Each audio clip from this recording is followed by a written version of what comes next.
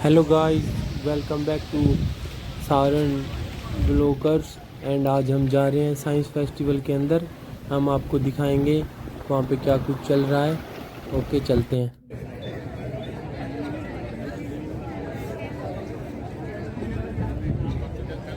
Hello ma'am. Ma'am, ये stall आपने खुद लगाई है मैम? मतलब कि हैंड वर्क? ਅਸੀਂ ਯੂਨੀਵਰਸਿਟੀ ਕਾਲਜ ਘਨੌਰ ਤੋਂ ਹੈਗੇ ਆ।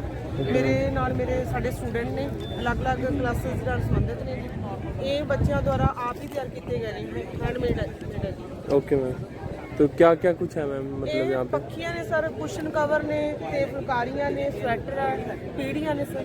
ओके मैम, तो मतलब आप उधर यूनिवर्सिटी के अंदर ही तैयार करते हैं मैम? ਇਹ ਸਰ ਸਾਨੂੰ ਆਰਡਰ ਮਿਲਦੇ ਆ ਯੂਨੀਵਰਸਿਟੀ ਲਈ, ਅਸੀਂ ਤਿਆਰ ਕਰਦੇ ਆ ਕਿਉਂਕਿ ਇਹਦੇ ਦੁਆਰਾ ਹੀ ਬੱਚਿਆਂ ਨੂੰ ਆਮਦਨ ਹੁੰਦੀ ਆ। ਆਮਦਨ ਦੇ ਰਾਹੀਂ ਇਹ ਆਪਣੀ ਜਿਹੜੀ ਪੜ੍ਹਾਈ ਹੈ ਕੰਟੀਨਿਊ ਰੱਖ ਸਕਦੇ ਆ। ओके मैम, तो आप हमें दिखा सकते हो मैम मतलब कौन कौन से आइटम्स हैं? ਇਹ ਸਰ ਦੇਖੋ, ਕੁਸ਼ਨ ਕਵਰ ਹੈ ਆ ਵਾਲਾ ਜੀ, ਤੇ ਇਹ ਵਾਲੀ ਪੱਖੀ ਹੈ। ਪੱਖੀ ਜਿਹੜੀ ਸਾਡੀ ਕੁੜੀ ਰਾਜਵਿੰਦਰ ਆ, ਇਹ ਤਿਆਰ ਕਰਦੀ ਆ। ਇਹ ਯੂਥ ਫੈਸਟੀਵਲ ਫਸਟ ਸੈਕੰਡ ਹਰ ਵਾਰ ਆਉਂਦੀ ਹੈ ਜੀ। ਪਹਿਲਾਂ ਦੀ ਸਿਸਟਰ ਸੀ, ਉਹ ਲਾਸਟ ਈਅਰ ਇੱਥੋਂ BA ਕਰਕੇ ਗਈ ਆ, ਤੇ ਹੁਣ ਇਹ ਆ ਸਾਡੀ ਫਾਈਨਲ ਦੇ ਵਿੱਚ ਹੈਗੀ ਆ ਬੱਚੀ। ਇਹ 2 ਸਾਲ ਇਹ ਪ੍ਰਾਈਜ਼ ਲੈ ਕੇ ਆਈ ਆ। ओके मैम, ਤੇ ਫੁਲਕਾਰੀਆਂ ਸਾਡੇ ਇਹ ਵਾਲੀ ਕੁੜੀ ਹੈਗੀ ਆ, ਬੇਟੀ ਚਰਨਪ੍ਰੀਤ ਕੌਰ, ਸਟੂਡੈਂਟ ਹੈ ਸਾਡੀ BA ਫਾਈਨਲ ਦੀ। ਤੇ ਫੁਲਕਾਰੀਆਂ ਇਹਨਾਂ ਦੁਆਰਾ ਤਿਆਰ ਕੀਤੀਆਂ ਗਈਆਂ ਨੇ। ਇਹ ਦੋਨੋਂ ਸਿਸਟਰ ਨੇ, ਇਹ ਦੋਨੋਂ ਸਿਸਟਰ ਮਿਲ ਕੇ ਕੰਮ ਕਰਦੇ ਨੇ। ओके मैम, ਤੇ ਪੀੜੀ ਵਾਲਾ ਮੁੰਡਾ ਸਾਡਾ ਘਰ ਚਲੇ ਗਿਆ, ਉਹ ਨਾਲ ਦੀ ਨਾਲ ਸਟੱਡੀ ਵੀ ਕਰ ਰਿਹਾ, ਨਾਲ ਪੀੜੀਆਂ ਬੁਣ ਰਿਹਾ, ਤੇ ਇੱਕ ਕਾਰਖਾਨੇ ਦੇ ਵਿੱਚ ਉਹ ਰਾਤ ਨੂੰ ਨਾਈਟ ਦੀ ਡਿਊਟੀ ਵੀ ਕਰ ਰਿਹਾ। ओके ਇਹਦੇ ਜ਼ਰੀਏ ਉਹ ਆਪਣੇ ਪਰਿਵਾਰ ਨੂੰ ਬਹੁਤ ਵਧੀਆ ਤਰੀਕੇ ਨਾਲ ਪਾਲ ਰਿਹਾ, ਨਾਲ ਪੜ੍ਹਾਈ ਵੀ। मैम, ये स्वेटर भी मतलब हैंड? ਸਵੈਟਰ, ਹਾਂਜੀ ਸਵੈਟਰ ਸਾਡੇ ਆ ਹਰਮਨ ਹੈ, ਬੇਟੀ BCA ਦੀ ਸਟੂਡੈਂਟ ਹੈ, ਤੇ ਇਹਨਾਂ ਦੁਆਰਾ ਤਿਆਰ ਕੀਤਾ। Thank you ma'am. ਇੱਕ ਤੇ ਬੱਚੇ ਦੀ ਵੀ ਗੱਲਬਾਤ ਕਰ ਲੈਂਦੇ ਨਾ। हाँ जी, ਮੇਰਾ ਨਾਮ ਚਰਨਪ੍ਰੀਤ ਕੌਰ ਹੈ। ਮੈਂ BA ਫਾਈਨਲ ਦੀ ਸਟੂਡੈਂਟ ਹਾਂ ਤੇ ਯੂਨੀਵਰਸਿਟੀ ਕਾਲਜ ਘਨੌਰ ਵਿੱਚ ਪੜ੍ਹਦੀ ਹਾਂ। ਤੇ ਉੱਥੇ ਮੈਂ ਪੜ੍ਹਾਈ ਦੇ ਨਾਲ ਫੁਲਕਾਰੀ ਵੀ ਕੱਢਦੀ ਹਾਂ। ओके मैम, मतलब कि आप मतलब स्टडी को टाइम दे के फिर एक्स्ट्रा में इनको टाइम देते हो? ਹਾਂਜੀ। Okay, thank you. Hello ma'am. Hello, ਸਤਿ ਸ਼੍ਰੀ ਅਕਾਲ ਜੀ। ਮੇਰਾ ਸਤਿ ਨਾਮ ਸ਼੍ਰੀ ਅਕਾਲ ਜੀ। ਰਾਜਵਿੰਦਰ ਕੌਰ ਹੈ ਤੇ ਮੈਂ ਯੂਨੀਵਰਸਿਟੀ ਕਾਲਜ ਘਨੌਰ ਤੋਂ ਪੜ੍ਹ ਰਹੀ ਹਾਂ ਤੇ ਮੈਂ BA ਫਾਈਨਲ ਦੀ ਵਿਦਿਆਰਥਣ ਹਾਂ ਤੇ ਮੈਂ ਪੱਖੇ ਬਣਾਉਣ ਦਾ ਕੰਮ ਕਰਦੀ ਹਾਂ। ਤੇ ਮੈਂ ਯੂਥ ਫੈਸਟੀਵਲ 'ਚ ਪਾਰਟਿਸਿਪੇਟ ਕੀਤਾ ਸੀ ਤੇ ਮੇਰੀ ਫਸਟ ਪੋਜੀਸ਼ਨਸ ਆਈ ਸੀ, ਸੈਕਿੰਡ ਵੀ ਆਈਆਂ ਸੀ। ਅਸੀਂ ਅਲੱਗ-ਅਲੱਗ ਕਾਲਜਾਂ 'ਚ ਵੀ ਗਏ ਸੀ। ਤੇ ਹੁਣ ਮੈਨੂੰ ਜਿਵੇਂ ਕਿ ਅਧਿਆਪਕਾਂ ਦੁਆਰਾ ਦੱਸਿਆ ਗਿਆ ਕਿ ਇੱਕ ਐਗਜ਼ੀਬਿਸ਼ਨ ਲਗਵਾਉਣੀ ਹੈ ਯੂਨੀਵਰਸਿਟੀ ਦੇ ਉੱਤੇ, ਪੱਖੇ ਲੈ ਕੇ ਆਏ ਸੀ ਤੇ ਵਧੀਆ ਵਿਕ ਰਹੇ ਆ, ਪੱਖੇ ਕੰਮ ਚੱਲ ਰਹੇ। ਇਹਨਾਂ ਨਾਲ ਮੈਨੂੰ ਪੜ੍ਹਾਈ ਦੇ ਨਾਲ ਬਹੁਤ ਹੈਲਪ ਮਿਲ ਰਹੀ ਹੈ। Okay, thank you. ਮੈਂ BCA ਸੈਕਿੰਡ ਈਅਰ ਦੀ ਸਟੂਡੈਂਟ ਹਾਂ। ਮੇਰਾ ਨਾਮ ਹਰਮਨਦੀਪ ਕੌਰ ਹੈ ਤੇ ਮੈਂ ਸਵੈਟਰ ਬਣਾ ਕੇ ਆਪਣਾ ਕਾਲਜ ਦਾ ਨਾਮ ਰੋਸ਼ਨ ਕਰਨਾ ਚਾਹੁੰਦੀ ਹਾਂ। ਨਾਲੇ ਆਪਣੀ ਸਟੱਡੀ ਦੇ ਨਾਲ ਮੈਂ ਆਪਣਾ ਸਵੈਟਰ ਬਣਾ ਕੇ ਆਪਣੀ ਆਮਦਨ ਵੀ ਕਮਾਉਣਾ ਚਾਹੁੰਦੀ ਹਾਂ ਤੇ ਆਪਣਾ ਸਟੱਡੀ ਵੀ आप मतलब ओनली स्वेटर बनाते हो या उसके अंदर स्टोल वगैरह, कैप? ਹਾਂਜੀ। Okay, thank you.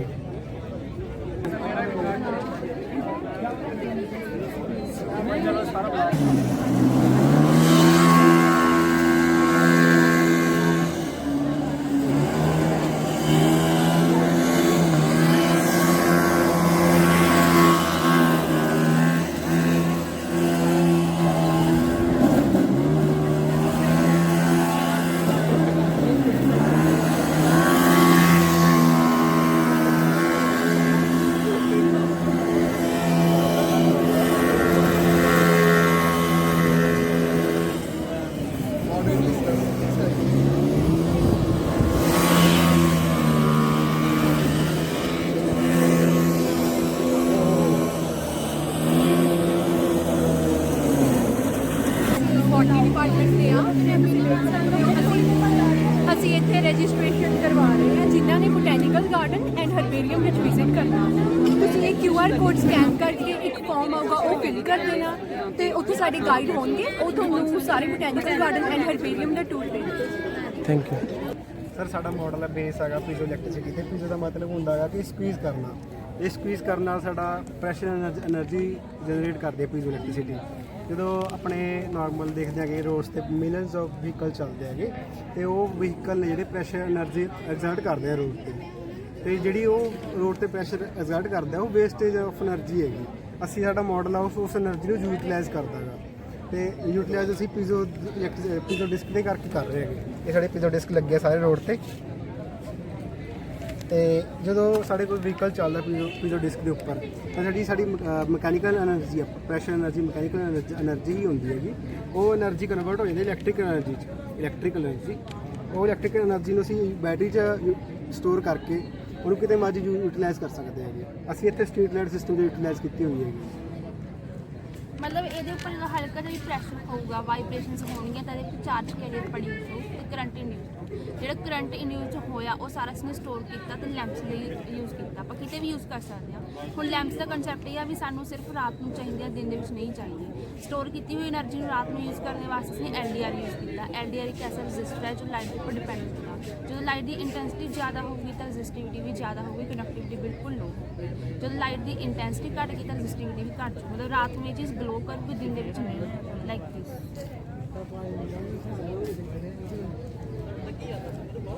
ਮਤਲਬ ਜਦੋਂ ਬਿਲਕੁਲ ਡਾਰਕ ਕਰਤਾ ਫਿਰ ਇਹ ਲਾਈਟ ਗਲੋ ਹੋ ਗਈ ਹੈ।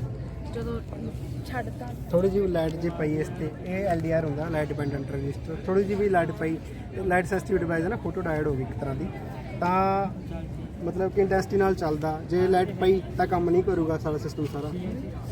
ਨਾਈਟ ਟਾਈਮ 'ਚ ਕੋਈ ਲਾਈਟ ਨਹੀਂ ਹੁੰਦੀ ਤਾਂ ਕਰਕੇ ਸਾਡਾ ਪ੍ਰੈਸ਼ਰ ਚੱਲਦਾ, ਸਾਰਾ ਸਿਸਟਮ ਚੱਲਦਾ। Thank you sir. Thank you. So basically this is a CNC machine and CNC stands for computerized numerically controlled machine. So basically इसका पर्पस क्या होता है कि जैसे हमने कोई प्रिसाइज कटिंग करनी है या एनग्रेविंग करनी है, ये उसके लिए यूज़ की जाती है। So basically इसका पर्पस क्या होता है, जैसे हमने पुराने ज़माने के जो दरवाजे होते हैं, जैसे किलों के दरवाजे हो गए, उसके अंदर जो एनग्रेविंग हो रखी होती थी या कुछ भी हमने एनग्रेव करना होता था, लाइक कुछ पार्ट्स बनाने हैं, तो जो काम पहले ज़माने के अंदर कुछ दिनों में होता था, ये मशीन जो है कुछ घंटों के अंदर कर सकती है। ठीक है। और इसका जो ये इसका एक पर्पस हो गया that it can do this. And ये जो है मल्टीपर्पज़ ऑपरेशन मशीन है। जैसे इसके अंदर हमने कुछ भी हाई प्रिसीजन मूवमेंट मोशन, ये जो मोटर्स होती हैं they are very precise, they do very precise motion. Like जैसे हमारी घड़ी के अंदर होती है, जो घड़ी के अंदर जो मोटर लगी होती है वो हर बार 6 डिग्री ही घूमती है। उसी तरीके से जो ये मोटर है they are very accurate in their motions.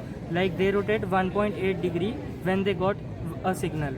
सो ये बहुत प्रिसाइजली मोशन करती हैं और उसके अंदर हम कटिंग टूल अटैच कर देते हैं और ये तीनों एक्सिस में मूव करती है। ये इसकी एक्स एक्सिस होगी, ये इसकी वाई एक्सिस होगी और ये इसकी जेड एक्सिस होगी।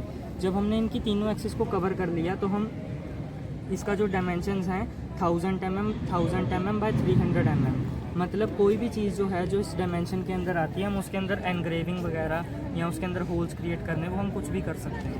Okay, thank you. मेरा नाम आंचल एंड गगन, शीज गगन।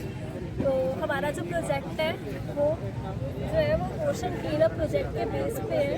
इसमें क्या है कि हमारा जो गार्बेज है वो ज़्यादातर लैंडफिल्स या ओशंस में जाता है। जो ओशंस में गार्बेज जा रहा है उसको क्लीन करने के लिए जो प्रोजेक्ट चल रहा है उसको रिपीट कर रहे हैं। वो एक्सट्रैक्ट करते हैं गार्बेज को और फिर उसको सेग्रीगेट करते हैं। उसको सेग्रीगेट करते हैं प्लास्टिक और नॉन प्लास्टिक वेस्ट में, और प्लास्टिक वेस्ट को रिसाइकल और रीयूज़ कर रहे हैं। तो जो ये प्रोजेक्ट है पूरा एक्सट्रैक्शन का, तो ये सब कंप्लीट करने के लिए ग्रेट गार्बेज पैड्स को क्लीन करने के लिए 1000 साल लग जाएंगे। और इनोवेशंस चाहिए, टेक्निक्स चाहिए और इम्प्रोवाइजेशन के लिए और चाहिए और अवेयरनेस चाहिए कि अगर हम सेग्रीगेट कर दें और रिसाइकल और रीयूज़ कर लें यहीं पे इंडिविजुअल लेवल पे, तो हमें इतने बड़े बैच को हम बढ़ने से बचा सकते हैं और इससे हम अपनी मैरीन लाइफ को बचा सकते हैं, कोरल रीफ्स को बचा सकते हैं और इवेंचुअली अपनी लाइफ को भी सेव कर सकते हैं। Okay, thank you. वैसे भी मार्केट डिस्पोजेबल दे का वैसे यूज अपने प्रोजेक्ट के बारे में बताना है।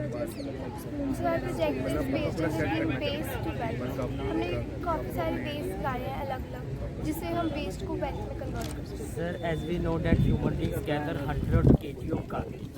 Sir, we should use it in an effective manner so that this waste could be transferred into money and wealth. So this is our first method, which is known as recycling of cigarette butts. Sir, every year more than 100 kg of cigarette butts are dumped in the landfills. First we should collect them. then they are bleached. Then they are under bleaching process. After bleaching process, they are dried under sun bath. After sun bath, they are converted into fibers. These fibers are made for soap toys and used in increasing the strength of bricks. These are made of cellulose acid, which is a non-biodegradable plastic, and it almost takes 10 years to get dumped in the landfill. So this is the best method we can show for recycling of sea papers. So our next method is fog converter. So fog converter is a method which converts fog into water. It is for the areas which have food water shortage and the temperature there is very high. So when the fog converters convert fog into the water, it gets collected and can also be used for the irrigation purposes, and also when purified can be used for drinking water. It almost 10,000 liters of water is conserved just because of the fog converters. Okay, thank you.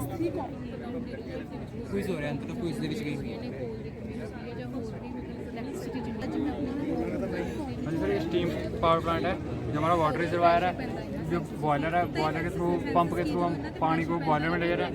ये partially field with water है, जो boiler है इसके नीचे furnace और great लगी हुई है।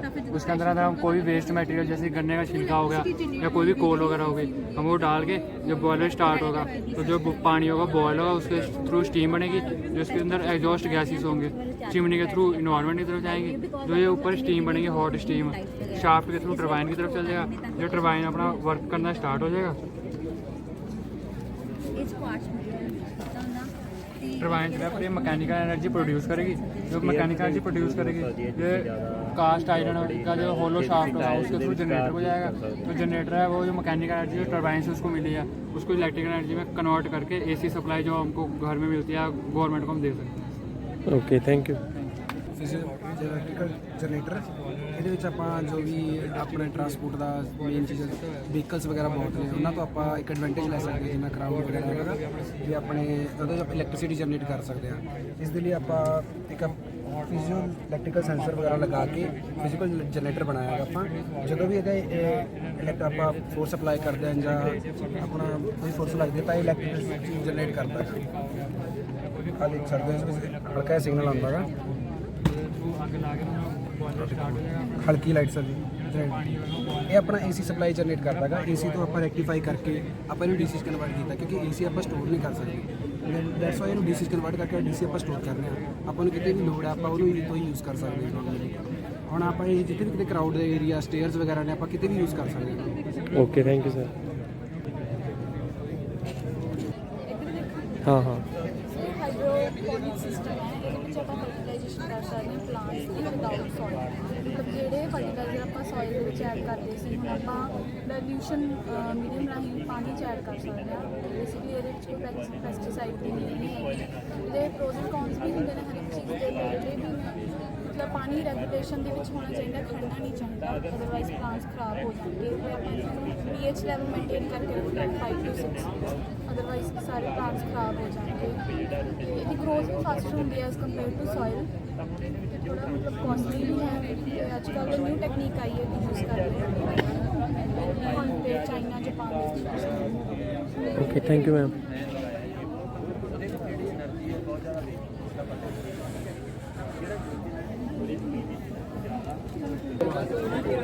Good afternoon, my name is Palak. I am from BTech first year student.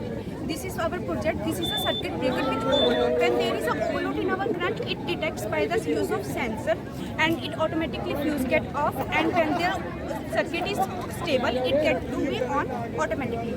Sir इसमें मेन क्या है कि जो हमारे अप्लाइंसेस वगैरह है ऑफिस में हम इसको यूज़ अप करते हैं जब हमारा ओवरलोड हो जाता है करंट में, तो क्या होता है उससे फ्यूज़ होना शुरू हो जाता है और वहाँ पे शॉर्ट सर्किट बर्न अप हो जाता है। बट सर अगर हम इसको यूज़ करते हैं तो सेंसर उसमें हमें ऑटोमेटिक बता देता है कि आपका जो करंट है वो ओवरलोड हो गया और उसने पावर सप्लाई बंद कर दी, कट ऑफ कर दी।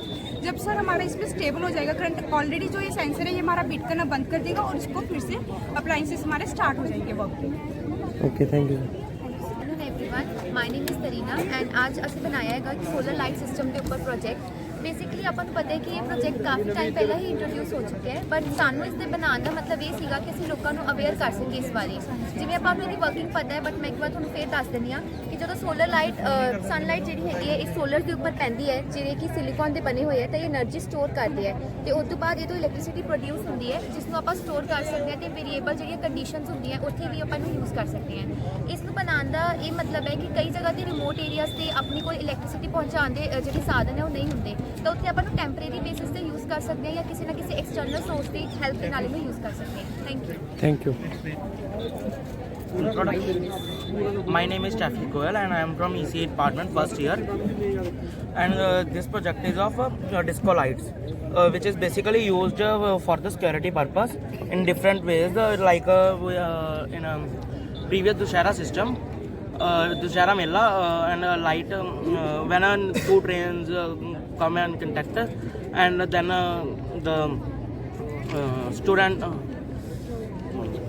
then the people's affected, so that the help cannot reach him properly. So that's why this is a security system which is installed at every location, which is very dangerous, in which this will inform to the different people that the security is that the ambulance and anything other else reach properly here, to provide the first aid and very more things to the different for the security. Thank you. ਮੇਰਾ ਨਾਮ ਪ੍ਰਭਦੀਪ ਸਿੰਘ ਸੈਣੀ ਹੈ। ਮੈਂ EC department ਯੂਕੋ Punjabi university ਦਾ ਵਿਦਿਆਰਥੀ ਹਾਂ। ਆਪਾਂ ਇੱਥੇ ਇੱਕ ਪ੍ਰੋਜੈਕਟ ਬਣਾਇਆ ਹੈ, ਇਸ ਦਾ ਨਾਮ ਹੈ 3 ਡੋਰ ਸਿਕਿਉਰਿਟੀ ਸਿਸਟਮ। ਇਹਦੇ ਵਿੱਚ ਸਾਡੇ ਕੋਲ ਇੱਥੇ ਸੈਂਸਰ ਹੈ, ਮੂਵਮੈਂਟ ਸੈਂਸਰ। ਇਹਦੇ ਵਿੱਚ ਇਹ ਸੈਂਸ ਕਰਦਾ ਹੈ ਤੇ ਇੱਥੇ ਨਾ ਡਿਜੀਟਲ ਉਹ ਲਾਈਟ ਲੱਗੀ ਹੋਈ ਹੈ, ਜਿੱਥੇ ਪਤਾ ਲੱਗ ਜਾਂਦਾ ਕਿ ਕਿੰਨੇ ਬੰਦੇ ਐਂਟਰ ਕਰ ਲਏ। ਤੁਸੀਂ ਦੇਖ ਸਕਦੇ ਹੋ ਕਿ ਇੱਦਾਂ ਆਪਾਂ ਸਕੈਨਰ ਦੇ ਉੱਤੇ ਸੈਂਸਰ ਦੇ ਉੱਤੇ ਹੱਥ ਰੱਖਾਂਗੇ ਤੇ ਐਂਟਰ ਹੋ ਰਹੇ ਬੰਦੇ। ਤੇ ਇਹ ਜਿਹੜਾ ਸੋਰਸ ਹੈ ਇਹ ਸਾਰਾ ਕੰਟਰੋਲ ਕੀਤਾ ਜਾਂਦਾ ਹੈ ਇੱਕ ਮੇਨ ਬੰਦੇ ਤੋਂ, ਜਿਹੜਾ ਤੁਹਾਨੂੰ ਇਨਵਾਈਟ ਕਰੂਗਾ। ਜੇ ਫੋਰ ਐਗਜ਼ਾਮਪਲ ਉਹਨੇ 10 ਬੰਦੇ ਇਨਵਾਈਟ ਕੀਤੇ ਨੇ ਤੇ 10 ਬੰਦੇ ਹੀ ਆ ਸਕਦੇ ਨੇ। ਜੇ ਉਹ ਤੋਂ ਜ਼ਿਆਦਾ ਬੰਦੇ ਆਉਣਗੇ ਇੱਥੋਂ ਪਤਾ ਲੱਗ ਜਾਣਾ, ਫਿਰ ਉਹ ਸਿਕਿਉਰਿਟੀ ਗਾਰਡ ਲਈ ਚੈਕਿੰਗ ਕਰਾਊਗਾ। ਫਿਰ ਸਿਕਿਉਰਿਟੀ ਗਾਰਡ ਜਿਹੜਾ ਉਹ ਮੇਨ ਚੀਜ਼ ਸਾਡੇ ਕੋਲ ਹੈ ਸਵਾਈਪ ਕਾਰਡ ਹੈ, ਇਹ ਮੇਨ ਚੀਜ਼ ਹੈ ਇਹਦੇ ਵਿੱਚ। ਇਹਦੇ ਨਾਲ ਹੀ ਸਾਡਾ ਐਂਟਰੀ ਜ਼ਿਆਦਾਤਰ ਹੁੰਦੀ ਹੈ। ਸਿਕਿਉਰਿਟੀ ਗਾਰਡ ਪਹਿਲਾਂ ਚੈੱਕ ਕਰੂਗਾ, ਜਿਹੜੇ 10 ਤੋਂ ਜ਼ਿਆਦਾ ਬੰਦੇ ਆ ਜਾਣ, ਸਿਕਿਉਰਿਟੀ ਗਾਰਡ ਚੈੱਕ ਕਰੂਗਾ ਕਿ ਇਹ ਸਵਾਈਪ ਕਾਰਡ ਹੈਗਾ ਕਿ ਨਹੀਂ ਹੈਗਾ ਤੁਹਾਡੇ ਕੋਲ। ਜਿਹਦੇ ਕੋਲ ਹੋਊਗਾ ਸਵਾਈਪ ਕਾਰਡ ਉਹ ਅੱਗੇ ਜਾ ਸਕਦਾ ਹੈ, ਜਿਹੜਾ ਜਿਹਦੇ ਕੋਲ ਨਹੀਂ ਹੋਊਗਾ ਉਹਨੂੰ ਬਾਹਰ ਕੱਢ ਦੇਣਗੇ ਸਿਕਿਉਰਿਟੀ ਗਾਰਡ। ਫਿਰ ਅੱਗੇ ਜਿਹੜਾ ਸਟੈਪ ਹੈਗਾ ਇੱਥੇ ਉਹ ਨੇ ਪਾਸਵਰਡ ਹੈਗਾ, ਇੱਥੇ ਤੁਸੀਂ ਇੱਦਾਂ ਕਰੋਗੇ, ਇਹ ਹੈਗਾ ਪਾਸਵਰਡ। ਇੱਦਾਂ ਪਹਿਲਾਂ ਤਾਂ ਬੰਦ ਹੋ ਗਿਆ, ਫਿਰ ਇੱਦਾਂ ਇਹ ਕਲੋਜ਼ ਜਾਊਗਾ, ਤਾਂ ਕਲੋਜ਼ ਹੋ ਗਿਆ। ਫਿਰ ਅੱਗੇ ਪ੍ਰੋਸੈਸ ਹੈਗਾ ਇੱਥੇ ਸਵਾਈਪ ਕਾਰਡ ਦਾ ਯੂਜ਼ ਹੋਊਗਾ। ਇਹ ਦੇਖਿਓ ਇੱਦਾਂ ਸਵਾਈਪ ਕਰਾਂਗੇ, ਇੱਥੇ ਕਲੋਜ਼ ਤੇ ਓਪਨ। ਇਹਦੇ ਵਿੱਚ ਮੈਗਨੈਟਿਕ ਸੈਂਸਰ ਚਿਪ ਲੱਗੀ ਹੋਈ ਹੈ, ਜਿਹਦੇ ਵਿੱਚ ਡਾਟਾ ਸਟੋਰ ਕੀਤਾ ਜਾਂਦਾ ਹੈ ਕਿ ਇਹ ਫੋਰ ਐਗਜ਼ਾਮਪਲ ਜਿਵੇਂ ATM ਕਾਰਡ ਨਹੀਂ ਚੱਲਦੇ, ਉਹਦੇ ਵਿੱਚ ਚਿਪ ਲਗਾਉਂਦੇ ਆ ਕਾਰਡ ਦੇ ਵਿੱਚ, ਇੱਦਾਂ ਹੀ ਉਹ ਸੇਮ ਪ੍ਰੋਸੈਸ ਹੈ। ਫਿਰ ਇਹਦੇ ਨਾਲ ਤੁਸੀਂ ਮੇਨ ਬੰਦੇ ਜਿਹਨੇ ਇਨਵਾਈਟ ਕੀਤਾ ਮੀਟਿੰਗ ਚੱਲ ਰਹੀ ਉੱਥੇ ਕਰ ਸਕਦੇ ਹੋ। ਜਿਵੇਂ ਫੋਰ ਐਗਜ਼ਾਮਪਲ 10 ਬੰਦੇ ਆ ਰਹੇ ਨੇ, ਉਹਨਾਂ ਦੇ ਵਿੱਚੋਂ ਇੱਕ ਇਲ ਹੋ ਗਿਆ, ਫੀਵਰ ਹੋ ਗਿਆ, ਕੁਝ ਵੀ ਹੋ ਗਿਆ, ਉਹਦੇ ਨਾਲ ਦਾ ਕੋਈ ਆ ਗਿਆ ਚੱਕ ਕੇ ਜਿਹਨੇ ਇਹਨੂੰ ਉਹ ਕਰਨਾ ਹੈ, ਡੈਮੇਜ ਕਰਨਾ ਹੈ। ਚਲੋ ਫੋਰ ਐਗਜ਼ਾਮਪਲ ਉਹਦੇ ਕੋਲ ਪਾਸਵਰਡ ਹੈਗਾ, ਠੀਕ ਹੈ, ਉਹਨੇ ਐਂਟਰੀ ਕਰ ਲਈ, ਠੀਕ ਹੈ, ਪਰ ਉਹਦੇ ਕੋਲ ਕਾਰਡ ਨਹੀਂ ਹੋਊਗਾ। ਜਿਹੜਾ ਕਾਰਡ ਹੋਊਗਾ ਉਹ ਬੰਦੇ ਦੇ ਕੋਲ ਹੀ ਹੋਊਗਾ, ਜਿਹੜੇ ਮੇਨ ਬੰਦੇ ਨੂੰ ਬੁਲਾਇਆ। ਫਿਰ ਕਾਰਡ ਨਹੀਂ ਹੋਊਗਾ, ਉੱਥੇ ਪਹਿਲਾਂ ਤਾਂ ਦੇਖੂਗਾ ਕਿ ਸੈਂਸਰ ਕੀ ਹੈਗਾ ਨਹੀਂ ਕਾਰਡ, ਪਹਿਲਾਂ ਤਾਂ ਅਲਾਰਮ ਬਜਾਊਗਾ, ਨਾਲ ਸਿਕਿਉਰਿਟੀ ਗਾਰਡ ਬੁਲਾਊਗਾ, ਬਸ। ਹਾਂਜੀ ਭਾਈ, ਇਹ ਜ਼ਿਆਦਾਤਰ VIP ਪਰਸਨਸ ਲਈ ਯੂਜ਼ ਹੁੰਦਾ ਹੈ, ਅਤੇ ਫੋਰ ਐਗਜ਼ਾਮਪਲ ਮੰਤਰੀ ਹੋ ਗਏ, ਸੈਲੀਬ੍ਰਿਟੀਜ਼ ਹੋ ਗਏ, ਉਹਨਾਂ ਲਈ ਯੂਜ਼ ਹੁੰਦਾ ਹੈ। ਇਹ ਤੁਸੀਂ ਘਰ ਦੇ ਵਿੱਚ ਵੀ ਬਣਾ ਸਕਦੇ ਹੋ। ਜੈਸੇ ਫੋਰ ਐਗਜ਼ਾਮਪਲ ਇੱਕ ਪਰਟੀਕੂਲਰ ਬੰਕਰ ਬਣਾ ਲਿਆ, ਉਹਦੇ ਵਿੱਚ ਤੁਸੀਂ ਸਵਾਈਪਿੰਗ ਕਾਰਡ ਦਾ ਪ੍ਰੋਸੀਜਰ ਕਰ ਲਿਆ, ਅਤੇ ਉਹਦੇ ਅੱਗੇ ਜਿਹੜੇ ਇੱਕ ਵਾਲ ਹੋ ਗਈ ਉਹਦੇ ਵਿੱਚ ਤੁਸੀਂ ਪਾਸਵਰਡ ਕਰ ਲਿਆ, ਉਹਦੇ ਅੱਗੇ ਬੰਦੇ ਪਤਾ ਲੱਗ ਜਾਣੇ ਨੇ। ਇੱਕ ਟਾਈਮ ਤੇ ਇੱਕ ਬੰਦਾ ਐਂਟਰ ਕਰ ਸਕਦਾ ਹੈ। ਉਹ ਸਾਰਾ ਕੰਟਰੋਲ ਇੱਕ ਮੇਨ ਬੰਦੇ ਤੋਂ ਹੀ ਹੋਊਗਾ।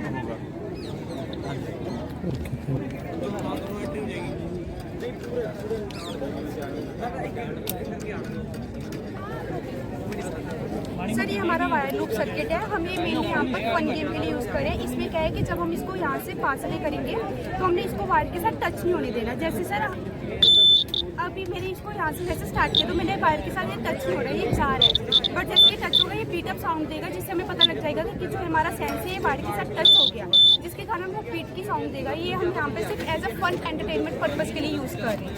Okay, thank you. नमस्कार, मेरा नाम जैफिश गोयल है, मैं ईसी डिपार्टमेंट का स्टूडेंट है। मेरा प्रोजेक्ट है टेस्ला कोयल, ਜਿਹਦੇ ਨਾਲ ਕਿ ਆਪਾਂ ਆਪਣੀ ਇਲੈਕਟ੍ਰਿਸਿਟੀ ਨੂੰ ਵਾਇਰਲੈਸਲੀ ਕਰ ਸਕਦੇ ਹੈਗੇ। ਇਹ ਕਨਸੈਪਟ ਜਿਹੜਾ ਨਿਕੋਲਾ ਟੈਸਲਾ ਨੇ ਦਿੱਤਾ ਸੀ ਲੇਟ 18th ਸੈਂਚੁਰੀ 'ਚ, ਤਾਂ ਕਿ ਆਪਣੀ ਜਿਹੜੀ ਇਲੈਕਟ੍ਰਿਸਿਟੀ ਉਹ ਫ੍ਰੀ ਪ੍ਰੋਵਾਈਡ ਕਰਨਾ ਚਾਹੁੰਦੇ ਸੀਗੇ ਕਿ ਇਲੈਕਟ੍ਰਿਸਿਟੀ ਆਪਾਂ ਨੂੰ ਉਹ ਹੈ ਫ੍ਰੀ ਮਿਲੇ।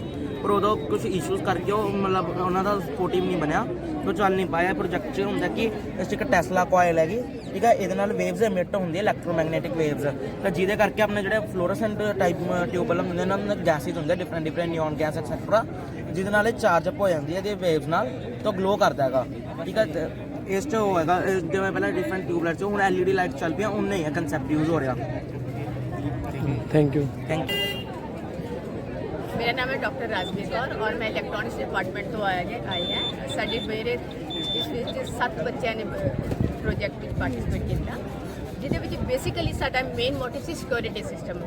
असीं सिक्योरिटी सिस्टम बेस ते 7 प्रोजेक्ट बनाए और इन्हां बच्चों ने बहुत अच्छा 2 दिनों में बड़ी अच्छी प्लेस किया है। देखो असीं रिजल्ट ही वेट कर रहे हैं कि जरूर साडे मेरे बच्चे कुछ ना कुछ जरूर 1 2 3 पोजीशन ਜਿਹੜੀਆਂ ਹੁੰਦੀਆਂ ਨੇ, ਇੱਕ पोजीशन जरूर मेरे बच्चे लेके जाएंगे। बहुत बहुत शुक्रिया साइंस डिपार्टमेंट का जिन्होंने सानू इस विच आने का मौका दिया। Thank you ma'am. Okay, bye bye guys. आज हमने साइंस फेस्टिवल का लास्ट डे आपको दिखाया। अब मिलते हैं नेक्स्ट ब्लॉग के अंदर। चैनल को लाइक शेयर सब्सक्राइब प्लीज़ कर दें।